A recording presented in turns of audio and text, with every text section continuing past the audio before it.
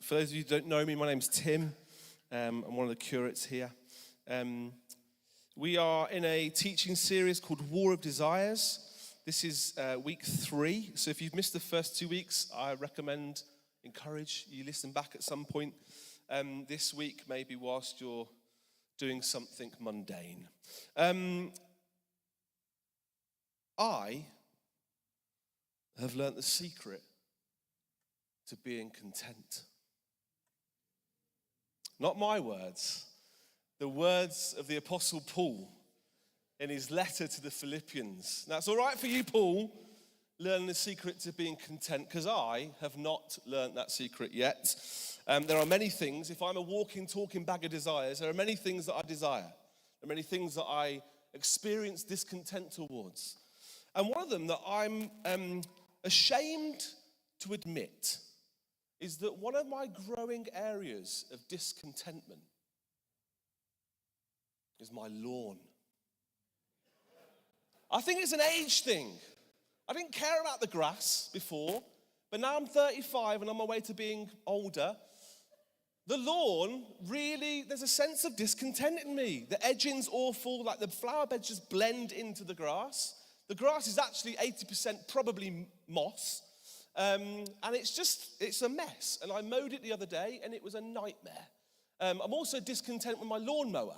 It's a plug-in electric thing and I have to whip these wires all the time. And it took me an hour and a half to mow that thing on Friday. It took me longer than I needed to be. And I'll be honest, not only am I dissatisfied with my lawn, I resent other people with nice lawns. There's people on my cul-de-sac who have a lot of time on their hands, shall we say. And I can tell because their lawns are pristine. You could putt on that lawn, not on this lawn. I wonder if, like me, there are areas in your life where you experience that sense of discontent. And it feels like I'm dissatisfied with this. And if we're really honest, there's a little bit of resentment in us. Maybe some of us are wrestling whether we're actually going to have enough in retirement. Maybe it's actually the pressure to keep up with our peers financially. Maybe some of us are a few years away, or we're living in this idea of an empty nest. The kids have left home, and I'm discontent with the quiet that I experience. It used to be noisy. There used to be loads of washing. Maybe success and happiness just seem instantly attainable for everybody else, but feel out of reach in our life. Maybe we're experiencing discontent because we're struggling with the physical limitations of our bodies. Maybe we've got questions of whether we've done enough in our faith journey.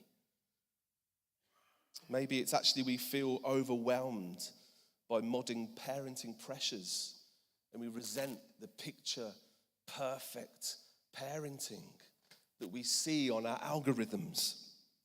Maybe we feel disconnected actually in this space and we long for community and connection. We've not felt it yet here and we feel dissatisfied and we resent people who are in life groups whilst we stand here and wait for ours to be given to us or find one. Maybe it's a desire for actually its impact and legacy and we want to make a difference, but we actually feel stuck in the daily grind of our careers, of our chosen paths of work. I wonder if, like you, like me, there are areas in our life where we feel discontent, dissatisfied, potentially resentful. And I just want to say, my experience with discontent is it's exhausting, tiring. And I've been questioning, why is that? Why is it so tiring being discontent? And I want to suggest this morning that I think part of it is because of the cultural waters that we swim in. I think that's part of the reason why it's so tiring. And in these waters that we swim in, there are two things. The first is that the waters we swim in, that they're being drained constantly of the possibility of divine action. In his book, Disruptive Witness, Alan Noble, and I'm going to read it to you, he wants us to consider how we got to church this morning. So let me just read to you, okay? It's like story time with Tim. This morning, you were awakened by an alarm. On your phone, an amazing piece of technology and testament to the power of human mastery over the natural world. You came downstairs and you ate eggs for breakfast. Maybe not. And they come almost miraculously clean, large, in a carton that's been inspected by some government agency to ensure it's safe. And the carton lists the nutritional composition of the eggs, along with a few words about their health benefits. Everything has been considered.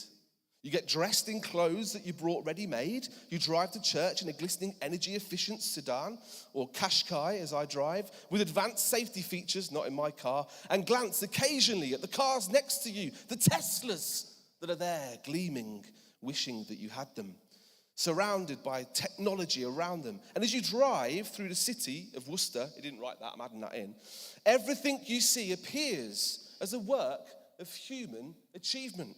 Traffic lights, trucks, businesses, roads, bridges, buildings. By chance, you see a bluebird.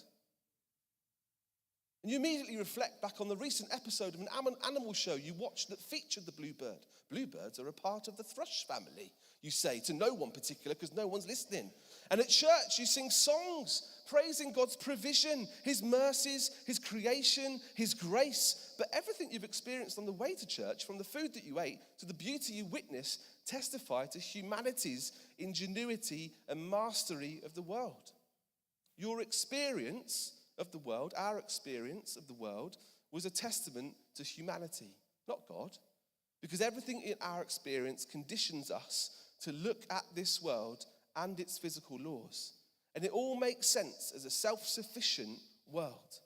And even though that we know Jesus is our creator and sustainer, it feels like all that's left is you. So he says this, while it's possible for us to believe in God, it's becoming increasingly difficult. Providence, mystery, contingency, uncertainty, wonder, and randomness have been systematically, bureaucratically, technologically, and economically drained from our world. And what's left in this world is you. It's one of the reasons why I think it's so exhausting. It's so tiring, this feeling of discontent, this feeling of being dissatisfied, these feelings of being resentful. And also I think in these cultural waters we swim in is this idea that the most important thing in our lives is be yourself. To be yourself. I was chatting to Emma just before and she had a movie night yesterday, didn't you? Now I want to reflect just for a moment on how I used to have movie nights when we could afford them, Mum and Dad, who were sat here, that's why I pointed in this way. When I was younger.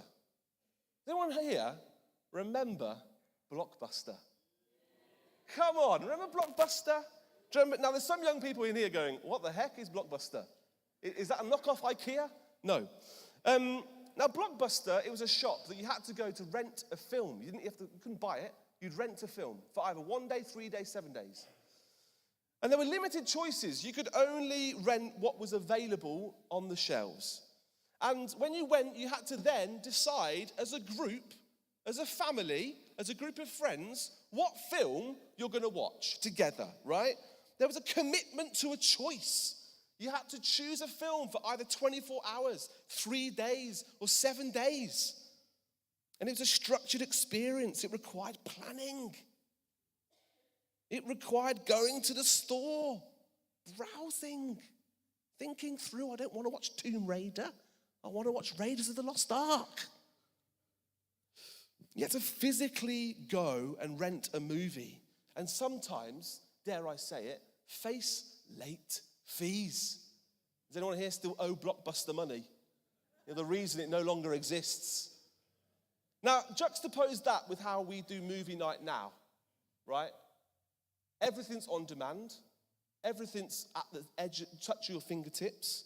There's unlimited choices. You can stream almost anything at any time. My daughter can watch Moana 2 whilst I watch Mission Impossible 15. It's individual choice. We can all watch what we want, whenever we want, wherever we want. There's low commitment. If you don't like something, you just switch it off instantly. Like, nah, it's boring. First 5 minutes haven't captured me. I want to watch something else. It's on demand. We can stop and start and change what we watch at no effort. Charles Taylor says this. He says, for many people today, to set aside their own path in order to conform to some eternal authority just doesn't seem comprehensible as a form of spiritual life. Because the most important thing in these cultural waters that we swim in is to be yourself. And so not only is all that's left is you, but also what's left is do you. And this is the anthem, the sound of our cultural moment. You do you. And it sings to us, you can do all things. You do you, and you can do all things. And what I want to suggest is that is part of the reason why it's so exhausting, why there's feelings of discontent, dissatisfaction, resentment is exhausting, because in the waters we swim in is this sense of you do you, you can do all things. And we've been learning, haven't we, or been reflecting that this idea that misdirected loves, misdirected desires lead to misdirected lives. And so what I want to suggest to us this morning is that unchecked, our desire for contentment could be misdirected toward entitlement. If unchecked, our desire for contentment could be misdirected toward entitlement. And entitlement is a vortex. A vortex, if you don't know, is, I've learned this, I Googled it, is a swirling, spinning motion of fluid that pulls everything around it inwards. And once you get in this vortex, there's no escaping. And so entitlement, I want to suggest, is a vortex. We feel vulnerable. I look at my lawn and I feel vulnerable. Don't like it. I know there's better. I feel, and so I then lean into self-dependency. If I just trim that, if I just sort that out, if I just do the right thing at the right time, my lawn will provide itself I will provide myself a better lawn. But the reality is I'm no Alan Titchmarsh, right? And so then I experience disappointment, and I'm here again. I'm then experiencing this sense of vulnerability. It's this vortex that I get dragged into by the cultural waters that I swim in.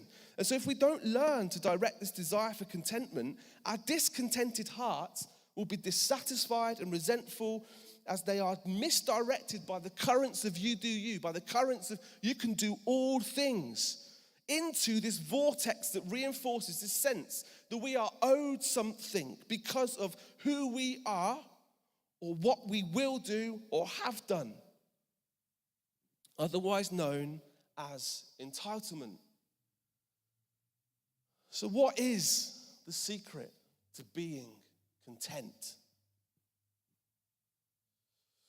Well, in our text today, we read of 2 sons and a father.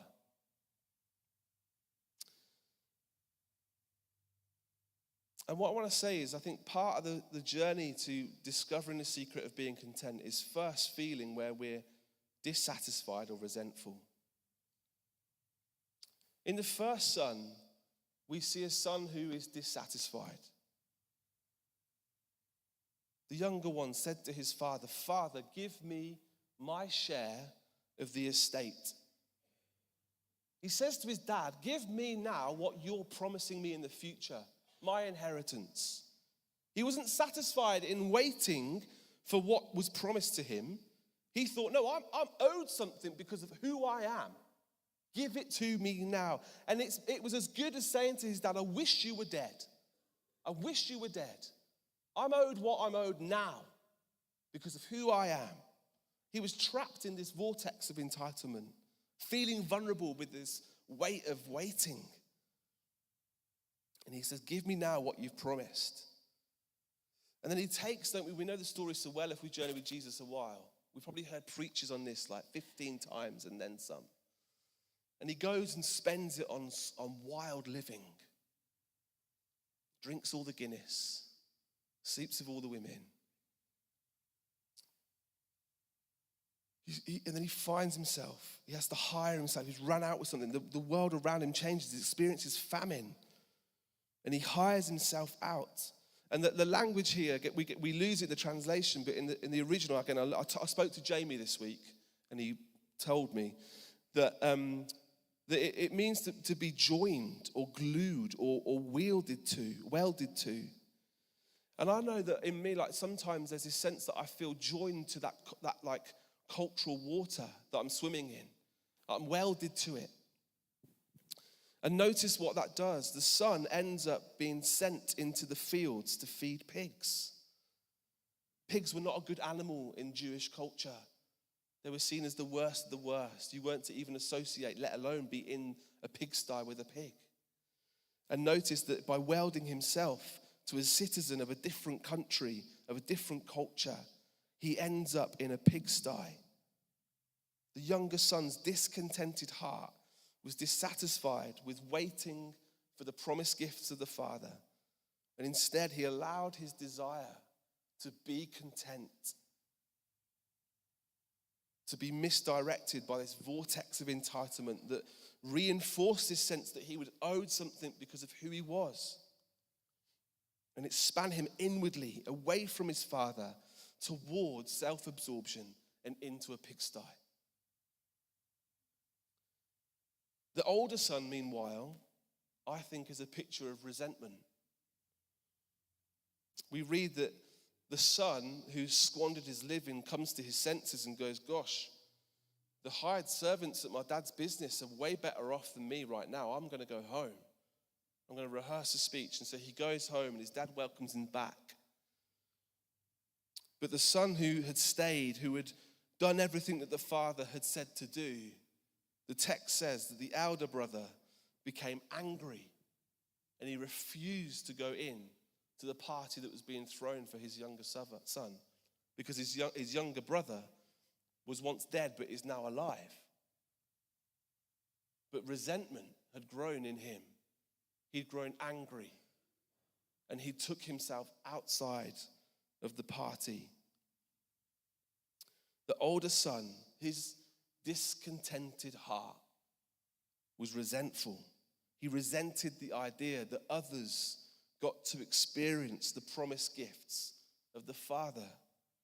And instead, he allowed his desire to be content, to be misdirected by that vortex of entitlement, to be spun inwardly. He felt that he was owed something because of what he'd done. And he got spun inwardly away from his father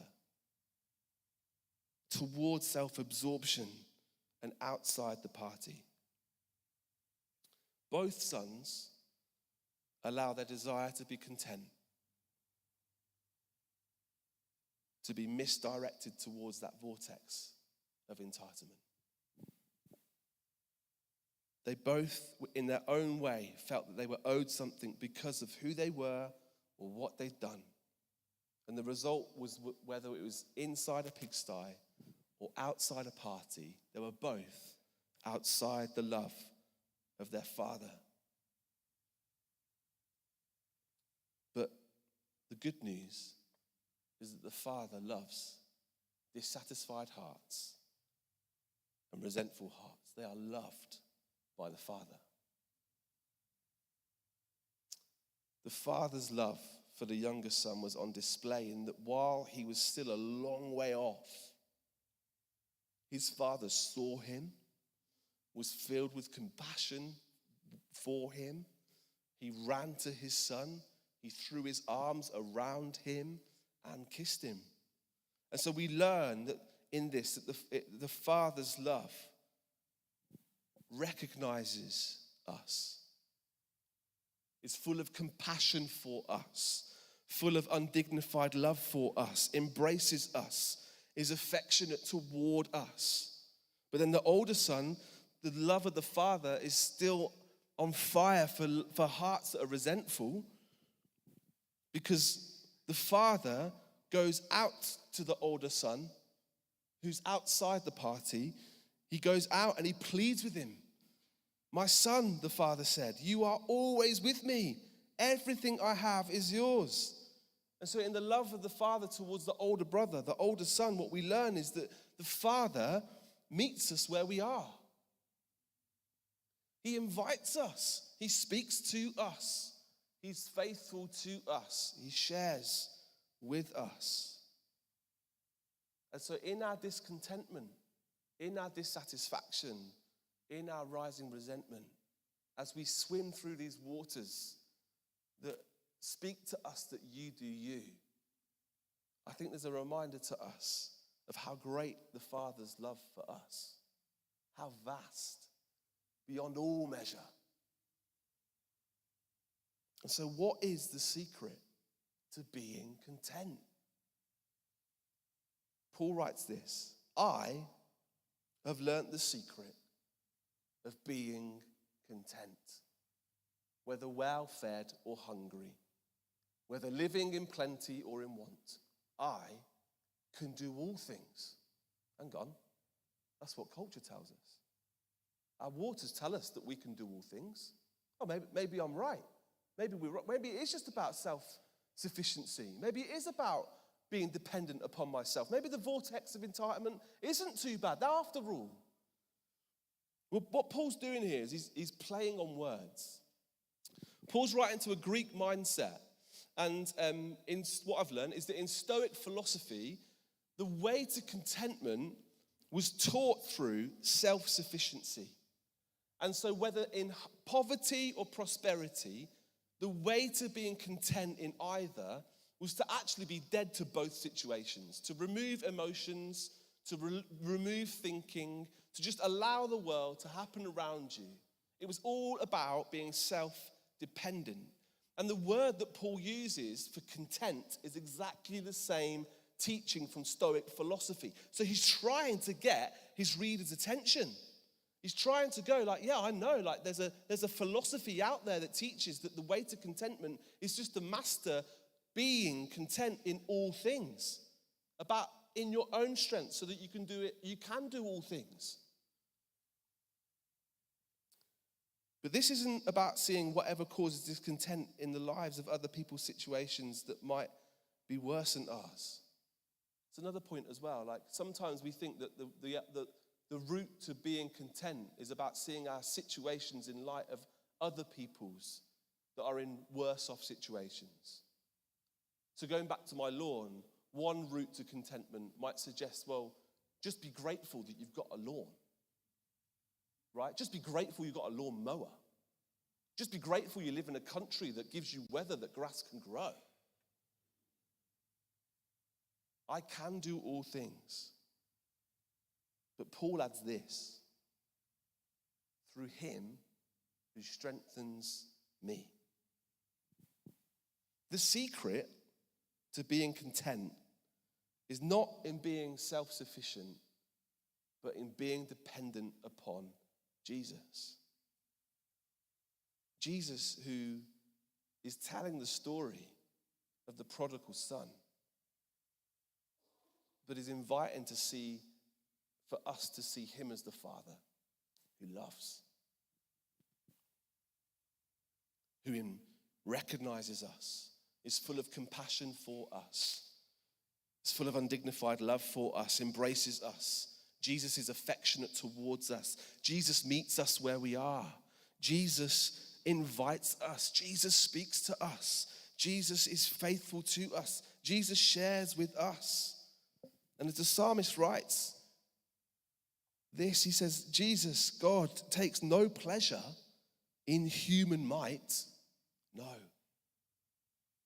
The Lord's delight is in those who fear him, in those who put their hope in his unfailing love. He takes no pleasure in self-dependency. The Lord's delight is in those who put their hope in his unfailing love.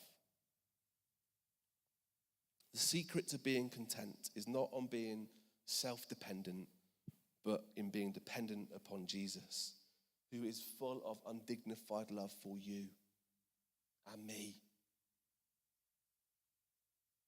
So, what does this look like in practice? Because I was scratching my head this week. It's all good and well saying, just trust in the Lord's love. Very nice. We can all go home and have a nice roast dinner. Good. But James K. Smith, Rich quoted this a couple of weeks ago, says this in his book, You Are What You Love. It says, worship is the heart of discipleship because it is the gymnasium in which God retrains our hearts. So going back to this idea that if we don't learn to direct our desire for contentment, we'll be trapped in this vortex of entitlement. So how can we direct this desire of contentment? What does it look like to attend the gym? Some of us are already sweating at the idea of going to a gym. To allow God to retrain our heart. Well, as I come into land, what I just want to suggest for us to practice this week is a core exercise. It's a core exercise. Don't worry. It's not about doing any sit-ups, okay? It's a core exercise. Now, core is an acronym that I've come up with. C stands for something. I like acronyms. They're clean and tidy. But I just humbly suggest, and I've tried it the last couple of days, it's not as easy as it sounds, to then when I feel that sense of being dissatisfied and resentful, to reframe that sense of feeling dissatisfied and resentful and discontent in God's love. And I'm trying to use this as a core exercise in my own life as I attend the gymnasium of worship to allow God to redirect my desire.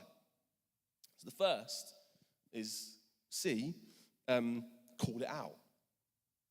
Call it out. What is causing our dissatisfaction?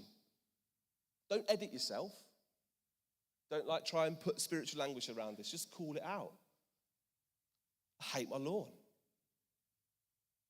Call it out. Just name what's real. Say it plainly. It might be a situation. It might be a feeling. It might be deep longing or a surface irritation. But just my encouragement, let it rise without any judgment. Just call it out. The second thing is to then own it. Take responsibility for it. How is this discontentment shaping my response to God, but also to others? I resent my neighbor's lawn. Jesus tells me to love my neighbor. Right? Own it. This isn't about blame. It's just about clarity. How is that discontent shaping us? My words. How's it shaping our actions? How's it shaping my posture towards God, towards others? And so just notice your reactions, notice that inner narrative. It's how we learn to walk in truth, right? So we've got call it out, own it, take responsibility for it. The third thing then is reframe it. Reframe that in the context of God's love. If I believed I was fully loved, how might I see this differently? How might I see my lawn differently? It's stupid to say it out loud, right? But how might I see my lawn differently in the context of God's love? I don't know. But if I believed that I was fully loved, how might I see it differently? And so here, we just let Jesus speak. And we ask how God sees this moment. Not how we wish it would be, but how he sees it. Don't rush this one, right? You might have to sit in this one for a few days. But sit with it, walk with it, run with it. But let the truth of your being loved sink deeper than the root of your frustration. And then finally, when you're ready then, I think it just ends in this, in exalting Jesus.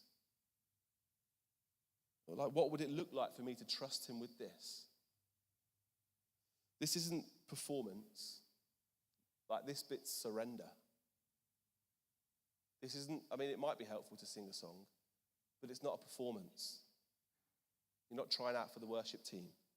Not yet, Dad. This is just surrender. An act of faith that says, Jesus, you are bigger than me in this. Maybe that's choosing silence over striving. Maybe it is singing a song in your kitchen. Maybe it's actually tears. Or saying no. Or starting again. But whatever it is, let it be an act of exaltation to Jesus. So, what does it look like then? To attend the gymnasium this week and to allow God to redirect your desire for contentment so that it doesn't get trapped by this vortex of entitlement, but is trapped by this vast, deep ocean of love that Jesus has for you and I.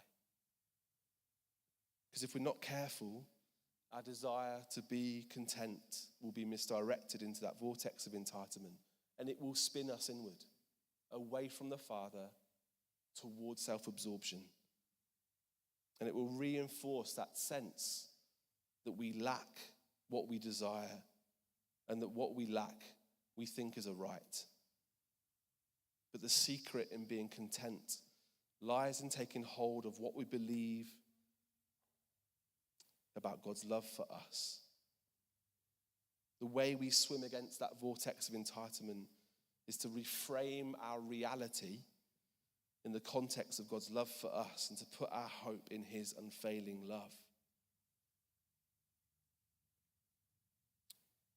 His love is a love that recognizes.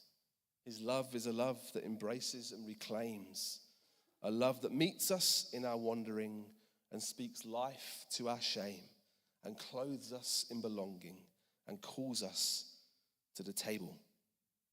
Not as entitled